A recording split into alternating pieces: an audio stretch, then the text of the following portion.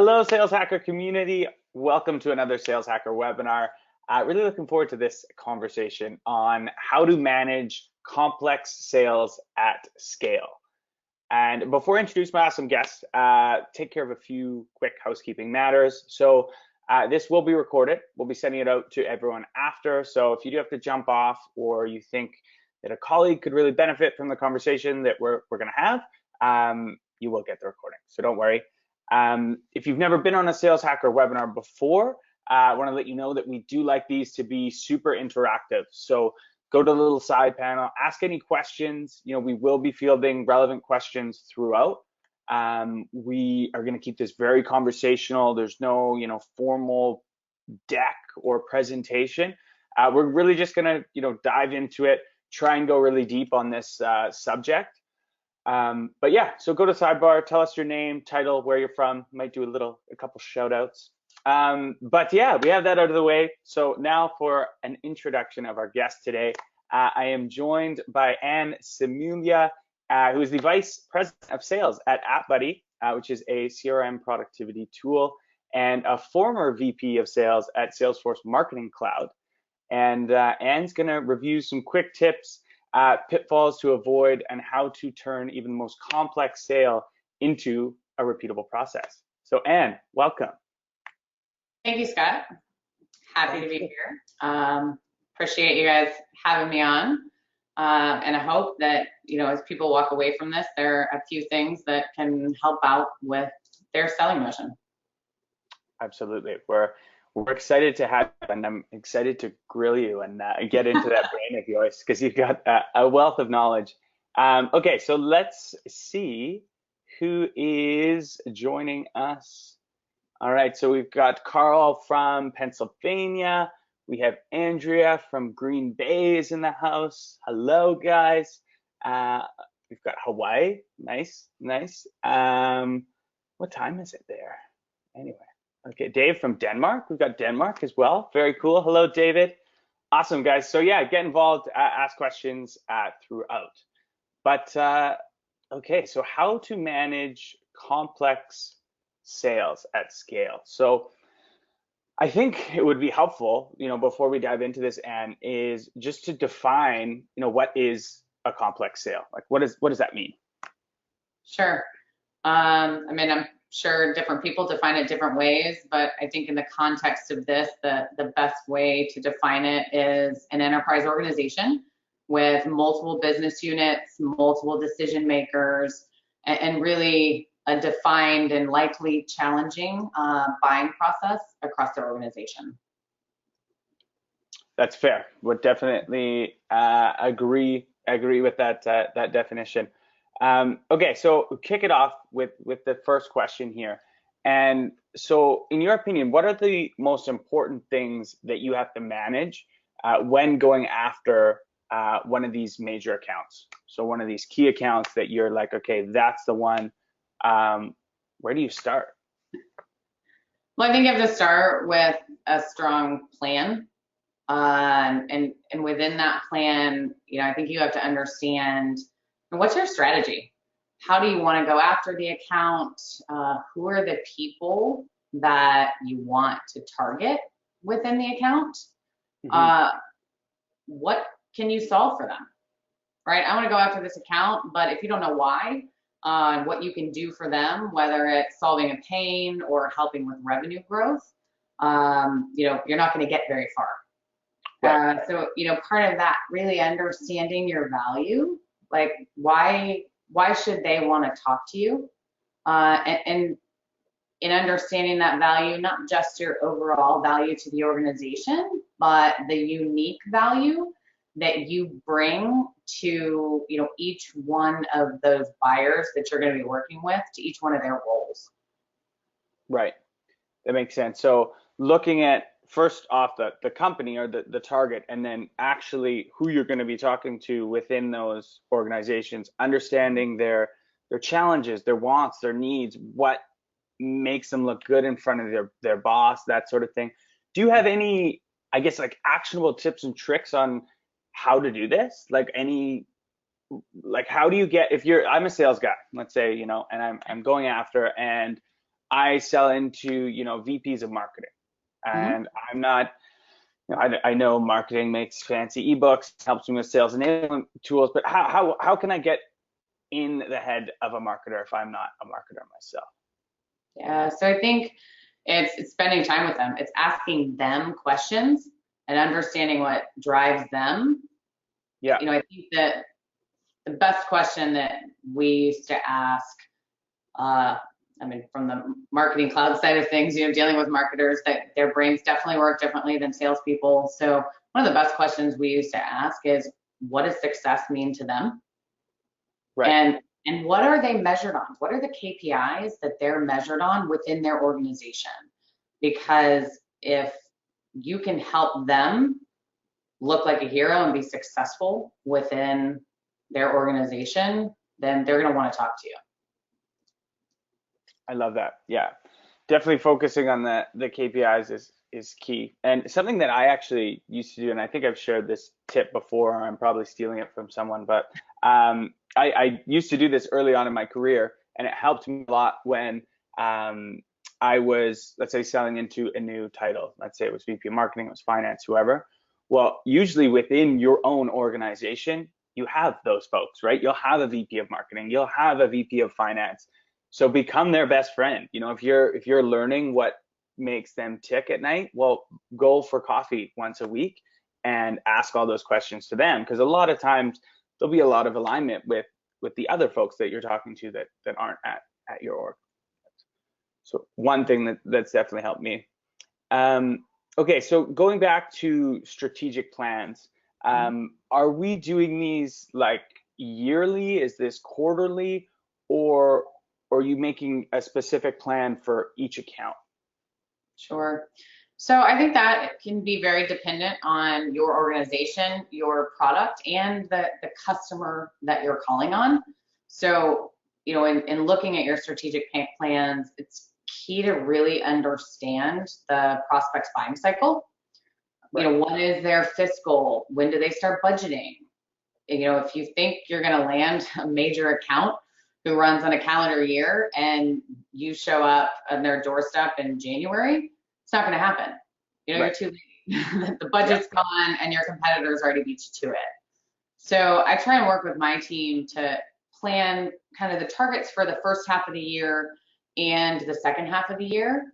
And then we review those plans on an ongoing basis during one-on-ones. And that cadence differs kind of depending on what that account is, whether we're looking at those monthly. We're always assessing what's working, but it may be, yeah, we need to shift this to next quarter because they've made a change, or we were wrong in what that, what their fiscal looked like, whatever the case may be. Right. So these aren't just, static plans that you say, hey, here's our hypothesis of what's going to work, and you stick with it. These are constantly, iterating as more information is uncovered, and you've got your, sales rep out there being a detective trying to get all the information possible, and then you're kind of building off of that as you go. And you said, so you're doing check-ins monthly, or is it even like weekly sometimes? Weekly at times, yes. Yeah. I mean, some of them there's no progress, right? So it's a 10-second conversation. What's the success we've had here? But it's also what's a different approach we can take. Yeah. What are we bringing to, knowing your buyer personas? I might be going after, say, 5 or 6 different buyers within the organization to try and get us into that organization. So, is the message resonating? If somebody's responding and someone isn't, how do we get that person to then champion us across, other parts of the organization? Makes sense for sure. And then, so on that one, this leads perfectly kind of into my next question. How do you know who to target? Right. How do you identify first the right accounts and then the right people? Sure. So, I mean, you definitely have to start with knowing your market and your product Yeah. well. And the other thing, which I think all of us are challenged by, is do I have the right data? Whether it's in my CRM or Excel or whatever you're using to store your data. Because if you don't have the right companies or the right plan, then, you're not even going to know where to start. So, if you are a company that can only sell into the Salesforce user base because you're an app exchange partner, you need to know, who their major customers are, or you're wasting your time, targeting companies that you can't help. So really understanding your market, the organizations that will see the value in your product and need your product, and knowing who those buyers are that you want to go after within those organizations. Makes sense. Yeah, I think you're kind of dead in the water as a sales rep or sales leader without some sort of data source that you can rely on, at least a 95% rate coming through. So there is a lot of talk. I see people talking about ICPs and ideal customer profiles all the time on LinkedIn, and this would kind of go in line with that. How detailed are you getting? So like at AppBuddy, how detailed do you guys get when you talk about your ICP and these right target accounts?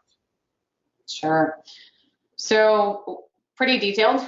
We've spent a lot of time with, internally, from the CEO down, looking at and marketing and interviewing customers even, right? To understand what pains are we solving for you? And in the messaging that we're giving you, what's resonating? Which is different, right? With what we solve for, we can help in marketing, we can help in sales, we can really help across any business process within the organization. So it's a matter of, okay, who am I talking to, and what pain, fits with those individuals. For us, that we solve problems within the CRM world, right? So we need customers who are obviously using a CRM to be able to address their issues. So I don't want to call in someone who's using Excel or Microsoft, right, to manage their customer base. Yeah, that's a great point. And actually, and having done a lot of ICP exercises in the past, I think a big missing piece in my anyway was bringing the customer success into it and actually interviewing your clients. I think that's kind of a no-brainer to bring that piece in. And I think that's a really smart way to do it, because those are the ones who are really going to know what your future customers are going to look like based on how they're using it. That's cool. And so that was ICP. Then is it just based, do you guys just base it on demographics, or do you guys have like trigger events in there as well and insights at all, or would that be separate? Would you treat that separately? Yeah, so I think slightly separately. If we're talking about the organization itself, for us, we look at, seats, right? How many seats within the organization do they have that are using CRM, where we can help solve for that, right? Because that's going to be a larger opportunity for our company. So, when we look at the organization, that's kind of where we start within the organization.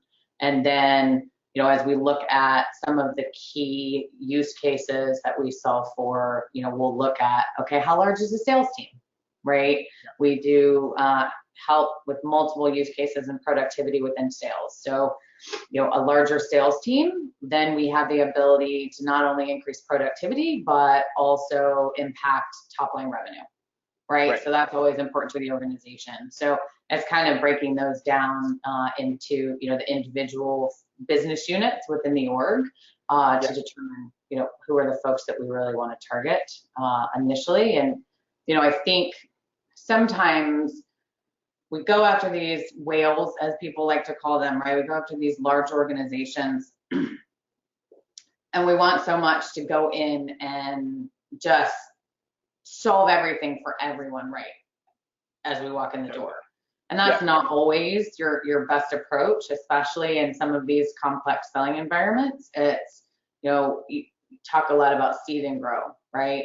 Where can I get in, make an impact, really prove yourself as a partner to that organization, and then grow your footprint as you've proven value.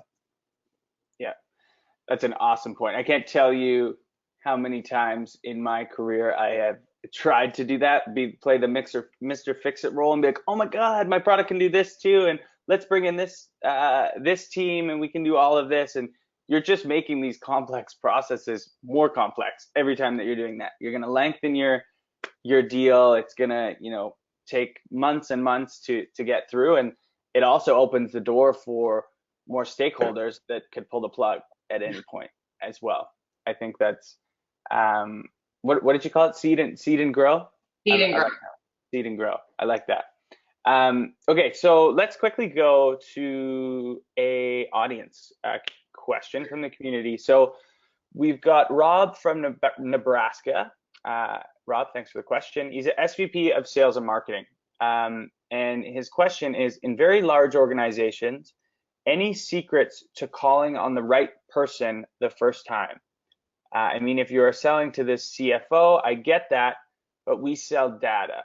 But oftentimes we do not know where to start with a name. So I think perhaps there's multiple stakeholders that they can sell into, and they don't know where to start. Any tips or tricks on where does it start? You go top down, you go bottom up? Yeah, so I'm always a fan of top down. Mm-hmm. But I think what's key is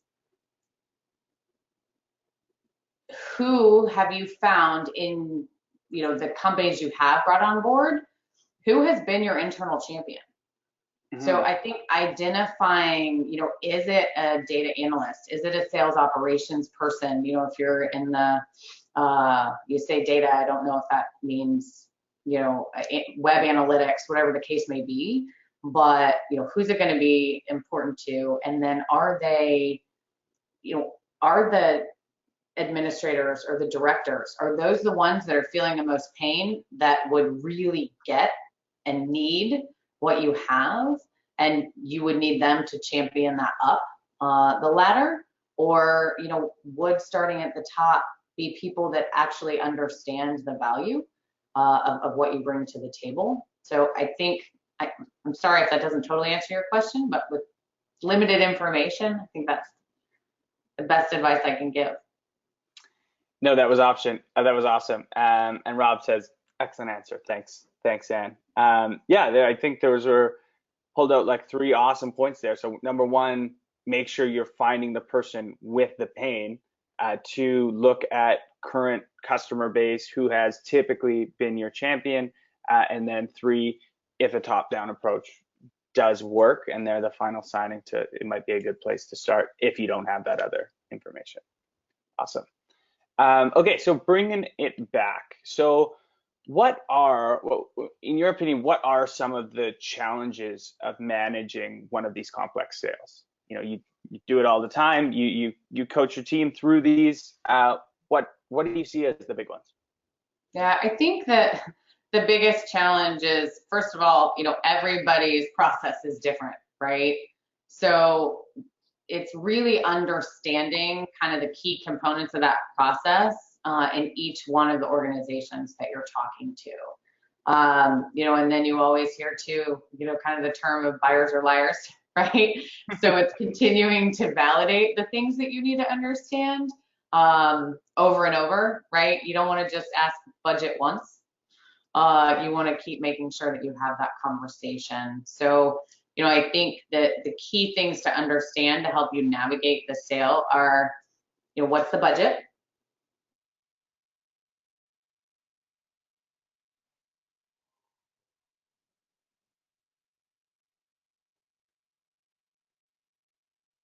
Sorry, Anne, I think we may have lost you.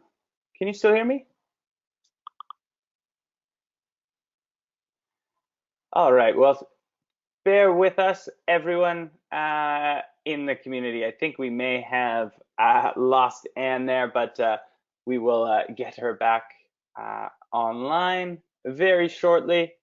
Yeah, in the meantime, if anyone has a question, okay, we've got a question for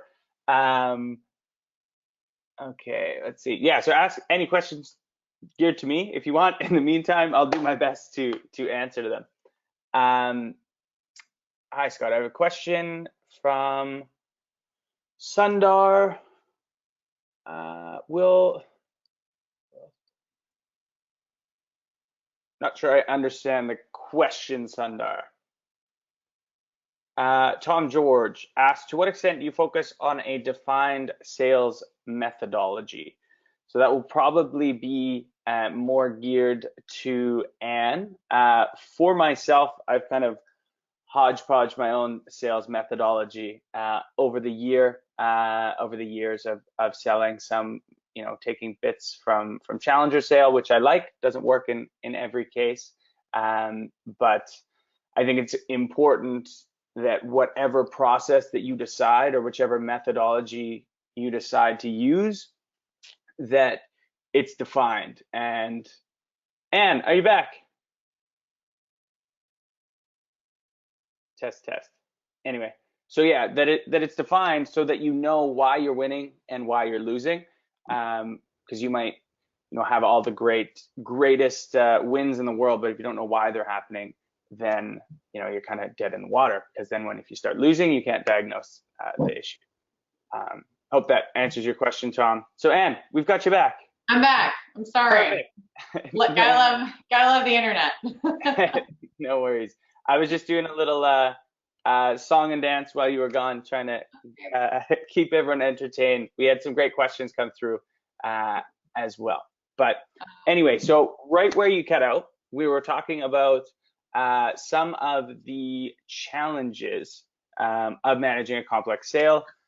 You were talking about, making sure. I think we only heard budget was the first one that we heard, and then we lost you.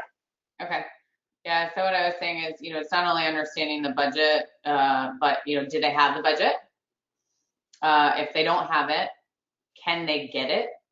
And what's required to do that? Does it require a business case? Who has to sign off on it? What needs to be part of that? I think one of the key things that people always forget is, you might be calling on sales because that's where your product is valuable, but sales may not own the budget for it. IT might own the budget, or marketing might own the budget, whatever the case may be, really understanding who owns that budget. And when are those budgets set? Because you might have missed someone this year, but then you can put that in your plan and your strategy for next year. They start budgeting in July for dollars in January, whatever the case may be. So when do they set those budgets and make them available for spending? And I think this kind of goes back to Rob's question in terms of who are your buyers, right? Who has the most pain that wants to buy from you. And there could be, the influencer in terms of the buyer, and then, someone completely different that signs that you're still gonna need to get bought in. One of the challenging new things these days is kind of that group buying process. So, there's an average of 5.4 decision makers in every purchase, which is why there are so many do-nothings these days. So, being single threaded and only understanding one buyer that you're working with in, a larger organization and one person's pain, you're going to get stalled every time. Yeah. Quickly, as you're looking, I'm sorry. Go ahead, Scott. Sorry. Yeah. Just to add something quickly to that, because I know early in micro, that can be a hard thing to kind of understand of how many people are involved. Just because they look like the right title, they might not own the budget. They might, and kind of a big turning point for me is realizing that, some of these complex sales aren't won from the people you're talking to. They're won from the people that you're not talking to. So the people that you didn't loop in, who, maybe knows somebody at your competitor or was sick the day you did the demo. And those were the people I found were the big hiccups. So once I kind of started thinking like that, it helped me just with the mapping process and getting more people involved. Yeah. Well, I think that's natural as a salesperson, right? You find the most friendly person Yeah. that's not pushing back on you, and you have a tendency to stay there because it's comfortable. Yeah. So, constantly kind of looking outside your box and not thinking, how do I win this deal, but how could I lose this deal, Hmm. right? Who could say no, and making sure that you build those relationships. Totally. Um, I think again, this kind of ties back into the budget as well, but a lot of times you'll be working with someone, and if you are, going from a seed and grow perspective, a lot of these larger organizations, you can do pretty sizable deals that director level or VP level can sign off on. Hmm. So understanding signing thresholds. Hmm. If this is a huge champion and I know we can get this in the organization and accelerate the deal, and I know this person has a signing threshold up to 75K or 100K, then maybe you want to keep it there. Hmm. If it is $500,000 to $1 million deal, and that it's going to go up to the CFO or whatever the case may be, just making sure you understand how many people are in that process. Yeah. Um, And would you say there's benchmarks for signing thresholds? Like, or is it like for an enterprise, for like Salesforce, for example, yeah. is Um, there they never let direct? me sign anything. Just so you know. True. But like, does a director typically have a certain amount he can, manager, or is it too varied to put a benchmark on? Yeah, I think, Scott, it's just too varied to say. Yeah. Because some people do have like discretionary funds, right, for sales that they can use, whether it be for software or marketing or whatever the case may be. But a lot of people are hold that a lot closer to the chest, right? Because they really want to manage their spending Hmm. and budgets. And I think honestly, we're seeing more and more of very structured procurement processes in these larger organizations. It's the worst. Yeah. So that kind of goes to the next thing that's really important about understanding and managing a complex sale. Because from a sales perspective, whether you're the AE, the director, the VP, until you get to the CEO, we all roll up to somebody that we've got to answer to and forecast to. Hmm. In many cases, the CEO likely has a board that they have to report to as well. So if we don't understand the procurement process, the legal process, you could be forecasting a deal that, oh, you know what, we're going to get this done. They say they're ready to make their decision, in June. And you're telling everybody this is a commit, I'm going to get this done in June. And then you realize that between just their internal, approval process and legal, it's actually going to be September. Yeah. Which is So getting much more common these days. Like very much much. more common. It's wild. Well, Especially you have to take into account your legal team as well. Like it can be easier if your legal team is like a little more lenient, but if they're not, it can drag on for months for sure. yeah. Well, and I think, too, depending on who you're selling into, they may buy technology, but they don't sell technology. So if you have a legal team that isn't familiar with, SaaS terminology or different technologies, it's very difficult to get through a legal process because they just don't understand the language. They want to put things in that you have to then kind of get on and explain, that you can't, that doesn't fit here and why. Yeah, that's a great point. Yeah, for those who don't, sell in this bubble of, technology and sales and martech and stuff, that can be a huge issue for certain whole industries that don't get the lingo quite yet. It's a good one. Okay, so let's before I get to the next question, Tom George had a great question while Okay. we were having internet connections, and I answered it in the best of my capabilities. But And to what extent do you focus on a defined sales methodology? You using any defined methodology at Buddy? Yes. Yes and no.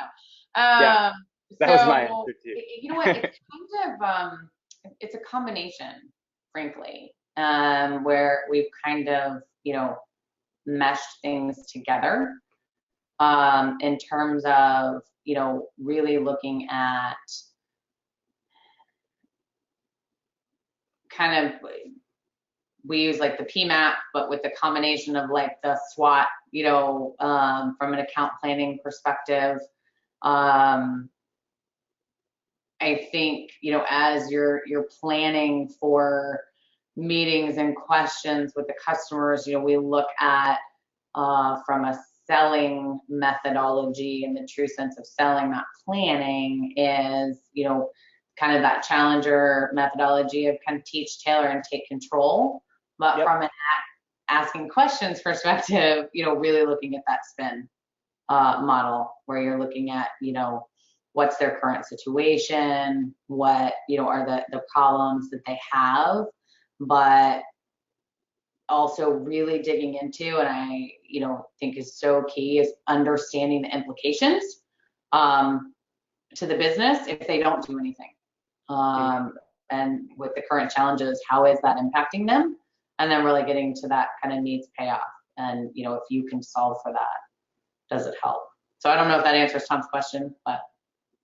No, that was an awesome answer and similar to the vein of kind of where I went with it. If you're looking as an organization to bring on some sort of sales methodology, I think the best practice, the best way to do it is just steal a little from all of them that Mhm. that work, right? They all have their pros and their cons, I think. So it's definitely not one size fits all. So I can tell you that my mother was a sales trainer and sat through just about every single sales training methodology before, she picked one. And the exact same sentiment is just, you know what, they're all pretty much the same. Yeah, Uh, different and packaging. yep, pick what's working for your team and your business, and make it work. Nice. So you've got sales in your blood, hey? You A little just grew up. bit. I love it. That is awesome. Okay, let's go to next question here. Okay, and thank you so much. We've got some excellent engagement through our community, so we will get to more questions, but just kind of stay on track a little bit here. So, how would you understand interoffice politics for a potential sale? This is a big one and a hard one to kind of understand and grasp when you have just a small line of communication, whether it's the phone or email. Yeah, definitely one of the biggest challenges, especially in larger organizations and our new world of kind of that consensus buying. You might have sales loves you and wants you, IT likes you and trusts you, but you know what? What if you simplify stuff too much and they don't have to do as much custom development? So whatever the case may be, there can be really different things going on. Or we've been in a lot of situations sometimes where, quite frankly, we work with IT and sales operations, and for whatever reason they just don't like each other. So Mhm. whatever one wants, the other one doesn't. So the biggest key, I think, to navigating internal politics is having an extremely strong champion within inside the organization who really knows your value and can help you navigate what's happening behind closed doors. Because a lot of times you lose a deal because of that politics because you never knew what was happening. Right. They're having a party that you weren't invited to, basically. Exactly. I mean, Yeah. I can give you an example.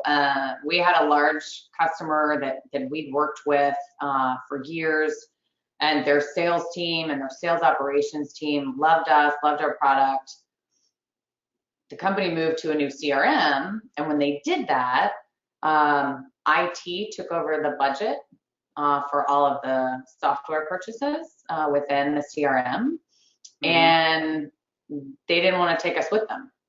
It wasn't anything other, it wasn't they disliked us or they didn't think that we were secure, but frankly, they just didn't want to pay for it. And our value, the way they were utilizing our product, didn't mean anything to IT. They just thought that sales and sales operations, were being cranky. So, we knew what the implications were of them removing our software. We knew our value, and lucky for us, we had an extremely strong internal champion, who helped us not only navigate through the internal politics, but also brought in other champions in sales and sales leadership across their organization to really push on IT, for how valuable we were to them. So, luckily for us, it led to a strong partnership, but it was very political. And without that champion, we would not have been able to get to where we are. Yeah. Yeah, it certainly brings, again, it's just making the complexity even more complex, right? Because then you're also dealing not only with, different business units, but also different personality types on the other end too, right? There could be, maybe you're selling into sales, and maybe the sales manager is like the bull who's the one who actually can get stuff done, and the VP is the one who's going to sign on the dotted line for you. But you need to identify kind of personality types. Do you ever do like any personality mapping or anything of accounts? We have not done that, but I think that's a great idea. Yeah. I think not something that we've focused on, but it'd be nice if you could get them to do a personality profile before you come in. Take this We quick might all get a lot test. farther. That'd be great. It probably shorten sales cycles by weeks and weeks. We could all just speak the same language, and it would be great. So I know this is your interview, Scott, but is that something that you have done with organizations in the past? So I have. So I kind of did this. I didn't roll it out. I've kind of done this on my own, and kind of my own sales methodology. So I haven't rolled this out through an organization or how it would scale. But I do have different. It's actually like a color coded system of like kind of like an influencer versus someone that I would foresee as being troublesome or worrisome, or kind of a personality clash. Someone that would be kind of more my champion, that's more my personality, and a few different other ones. But yeah, it works well for me, for sure. So something we may see down the line be more commonplace in sales organizations, with this much more talk about the EQ side of sales, emotional intelligence, and that sort of thing. So we'll see, because yeah, I think there's a huge psychology component of sales as well. But anyway, back to you. Okay, so let's talk about building that internal advocate. So let's say you found that personality type and you're like, this is my champion, they tick all the boxes. Is that one of your first steps? Is how do you go about building an internal advocate or a champion? Yeah, I think it has to be one of your first steps. Without it, again, I don't think you get very far. And it may be you can do it because you have executive connections, through the organization. If you're lucky enough to have that, but if you don't have a way in, you're kind of starting from scratch, in terms of, all right, I'm walking into this organization somewhat blind, and I really need to find an internal advocate who's going to champion us through this organization. Mm-hmm. And I know I'm going to sound like a broken record, but you have to know your value, right? What is my value? What is their pain? Mm-hmm. How can I help them? If they have a pain that you can solve, and if in solving that pain that helps them, helps their salespeople, whatever the case may be, helps their marketing team, helps their data analytics team, whatever, and in turn makes them look like a hero, then that's a win, and that person's going to be an advocate for you. But I do think, Scott, you make a good point in terms of you have to understand that advocate's clout within the organization, right? And their personality. Is it someone who will drive you through that organization? Will they help you navigate it? And I think people are always afraid to ask for that. I think it's okay to ask. Totally. Hey, if I can really show you, how we can impact your KPIs, your sales team or data team, whatever the case may be, day-to-day life, and simplify that, will you help me navigate and get this partnership within this organization? Totally. Huge turning point for myself personally was asking that question. Like just saying, will you be my champion? Like, are we gonna do this together? And what I would find is people that don't have like the clout, or they're just like, they'll be pretty honest with you because they don't want to like let you down, and they don't want you to invest a ton into them and they can't do anything because then they're embarrassed, like, oh, we couldn't get it done. They'll usually just be like, you know what, let me introduce you to my manager or my boss or whatever it is, because I find, people do like to be useful, especially if you're solving pain. So if you let them know you are my champion, they will rise to the occasion. I think it's a great point for sure. Well, the other thing they do too is, goes back a little bit to the politics we talked about a few minutes ago, but they can help you identify roadblocks, and raise potential issues before they actually become an issue. Yeah, I agree for sure. And some of that, once you've identified a champion and you can have a little bit more of a casual conversation with them, I find a lot of times, people just assume that the roadblocks, right? And just when you can talk more with your champion, you're gonna tease out things like, oh wow, I didn't know we were gonna have to bring them in, and you'll just, again, you can be that detective and get more info from them. Awesome. So let's do a quick question from the audience here. Okay. So there's no name on it, but they are at a startup stage. They don't have a large sales workforce, and they're struggling with, how do I manage keeping a balance of prospects, so building pipeline, and sales at advanced discussions. So pipeline versus closing business. How does that elusive balance happen? And it is elusive for sure. So I can tell you that, a similar situation with at Buddy, in terms of, we have a small sales team. We need to prospect, move deals through the pipeline, make sure our existing customers are happy. But the same challenge held true at Salesforce, right? A huge organization, you still have to do the same things.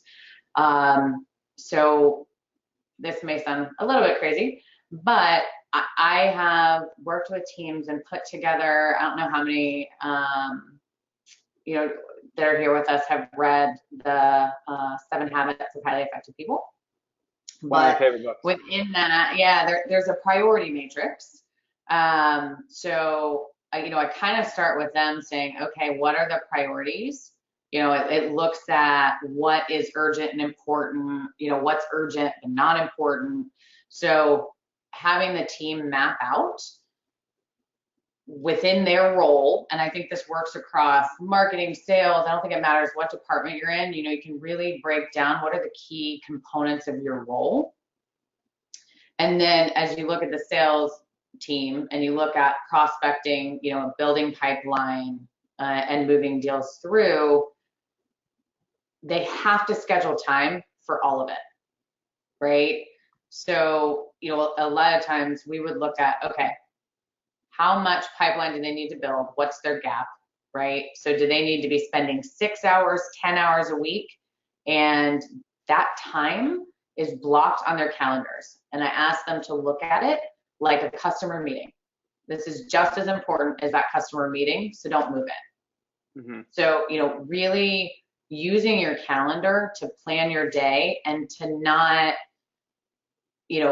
get distracted Hmm. by email or, a support request comes in. We absolutely want to take care of our existing customers, but, block 30 minutes after lunch and 30 minutes at the end of the day to check any customer, request, challenge, complaint, maybe a compliment, which I know those don't come as frequently, that you're getting throughout the day. But I think that is, really planning and blocking time for things is the only way to do that effectively. But I think to do that first, they kind of have to understand all of the things that get in the way of them doing their job and all of the things that are important. And I think that priority matrix helps. Yeah. Awesome. I love that. So I'm gonna have to go now read that Stephen Covey book again, but through the lens of sales. I think that's such a cool and unique way to look at that. That's cool. I like it. So user priority matrix, whether it's the one in Seven Habits of Highly Effective People or one you create yourself, and then from that outline your priorities, give them a lot of time chunks, and then make sure that's on the calendar and that time is sacred and you can't miss it. Awesome. Love it, love it. Okay, tons more questions, but let's go back to really quickly. So we built an internal advocate, and that's a key part of the steps in the sales process. When do you know when you're ready to start, actually negotiating, like going into the nitty gritty? Sure. Well, I mean, being a sales person slash sales leader, I of course believe negotiation starts from day one. Yep. I mean, not in the true sense of here's a proposal and our master services agreement. Yeah. Here you can sign, but in understanding what's important to the customer and to your organization when you get to that part, right? So not just okay, what are the important things to the customer from a pulling levers perspective, but what's also important to us, in Hmm. terms of long-term agreements and signing within quarters, those types of things, really understanding. For a customer, it might be payment terms, it might be, monthly contract, whatever the case may be. So I think, it kind of starts there and utilizing your advocate to understand the buying process is really going to tell you when it's time to truly come to the table. One of the things that I've used in the past and we use at Buddy as well is what we call a mutual close plan. Path to partnership. I prefer to call it actually a path to partnership with customers, but internally we always refer to it as a mutual close plan. The key part of this, which I think sometimes salespeople forget, is the word mutual means that you have actually shared it with the customer and they too have agreed to this path to partnership. It's Right. not, I put together a mutual close plan and this is my timeline and I don't have buy-in, from the customer. So I think, Hmm. that's going to help you, get to where you kind of start that negotiation again. Yep. I think the biggest problem, I guess, for lack of a better term, that salespeople, sales leaders, I think just organizations as a whole, when we finally do get to that negotiation table, especially in some of these larger, more complex sales, is that we're finally there and we don't want to lose the deal, right? We're so nervous that, oh my gosh, we've spent 6 months or 9 months or 12 months, and this would be such a huge coup for the organization and all the eyes are on it. We're afraid to say no. Hmm. And a mentor that I've had for a long time always said to me, you're never truly in a negotiation until someone says no. Um, I would and agree. yeah, it's amazing. Yeah. When you finally get comfortable, if you truly, I'm going to say it again, know your value, Yeah. you can say no because you know what they'll be losing if they don't have your product. You know the implication to their business, and you can say no, because they know your value too if you've done your job. Yeah. Yeah, it goes down kind of that, what's the kind of corny saying where, you want their business, you don't need it. And if you've done your job and your homework, the Yeah. balance should be that, they don't just want you, that they kind of need you now as well. And it's kind of this shift of power, so to speak. Sure.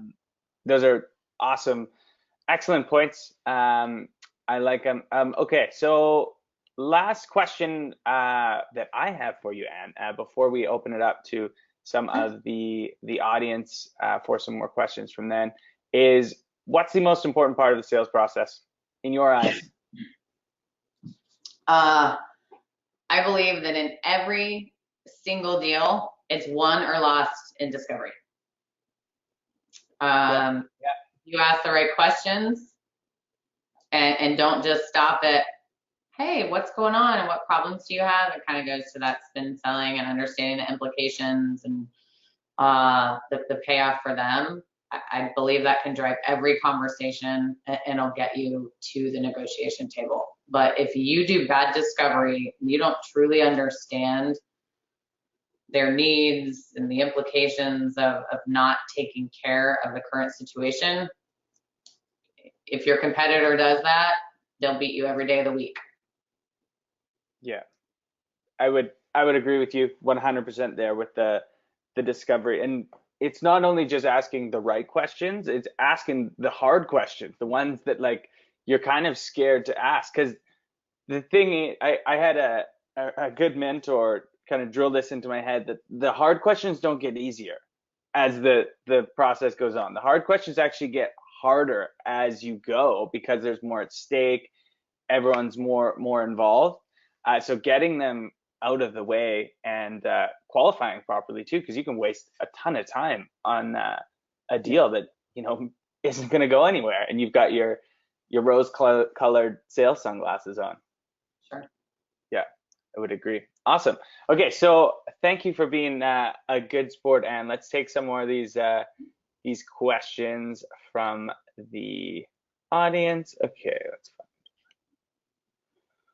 Okay, this is an interesting question, very specific. So this is Nick Nick Liu is obviously coming across this problem currently.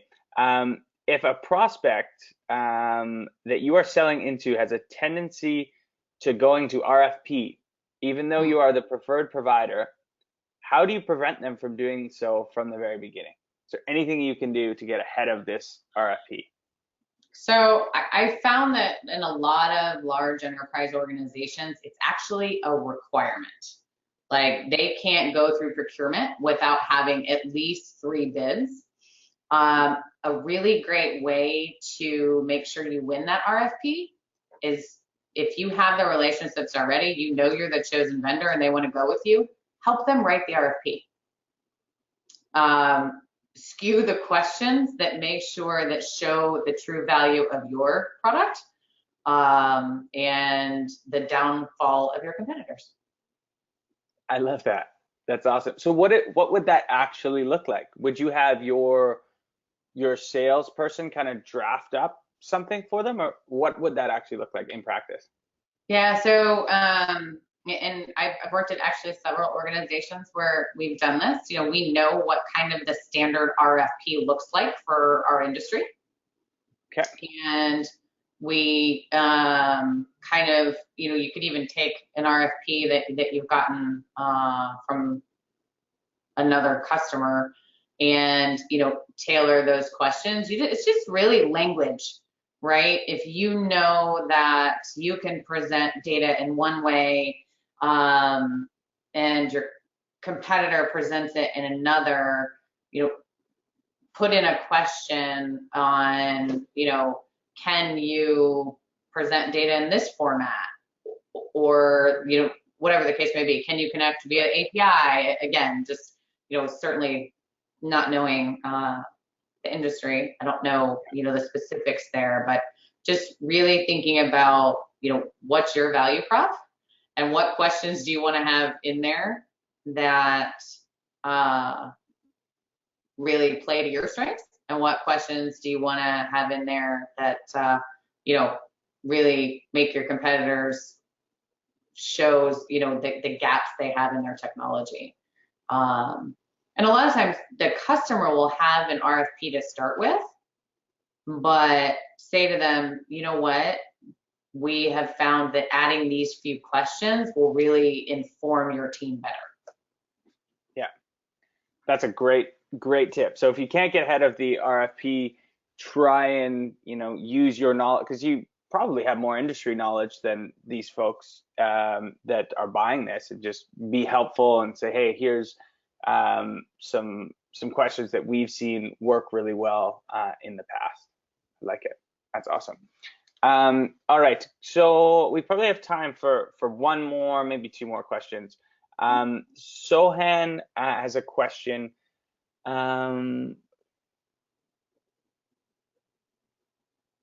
What are the best ways to identify the biggest pain points faced by organizations? What is the best way to reach out to them? And are there any resources available where sales teams can help based on their interactions with clients? Okay, so let me just make sure I got all of this. Yeah. So first question, we can kind of break this one down into parts. So what are the best ways to identify the biggest pain points faced by organizations? So I think certainly every organization has tons of pain points, right? So I think understanding your product and what you solve for, kind of goes back to the whole challenger sale thing on teach, tailoring, and taking control. So know what you can solve for, and ask questions around that, right? And dig in and do your discovery around the pains that you believe you solve for. And I think, as you have those conversations and new pains come up, you can start to understand, what are the largest pains that they're having. I think if we could have a 30-minute discussion and you could tell me what to do, I could probably help you with that. But it's such a broad question. I'm sorry if it seems that I'm not answering that properly. No, I think you answered it great. I think, when it comes down to identifying pain points, it's kind of just, you got to just highlight, the pains that you solve for, and then hopefully there's some alignment there, and you do it strategically through questions. Okay, so let's take another question here. One more. Okay. How do you quickly build trust over the phone? Any tips for that? Wow, that's a tough one. I can tell you that. I told you I'm grilling you. Yeah, for sure. And on a hard one. So I think, gosh, I feel like such a broken record here. I really think, again, it goes back to knowing your value and having and understanding your customer and their business, because I think if you can bring credibility and you can bring something to the table, you really talk about being in sales. You want to become a trusted advisor, right, to the organization, because that's the only way that you're truly going to have a partnership and be able to grow that. So I think, as you get on the phone with people and you do that, not, getting on the phone and pushing hard for the sale, but again, asking questions, listening, actively listen, and, responding and being empathetic. I had been in outside sales all of my life, and I went to work for an organization in sales and moved to an inside sales role because I wanted a long-term career.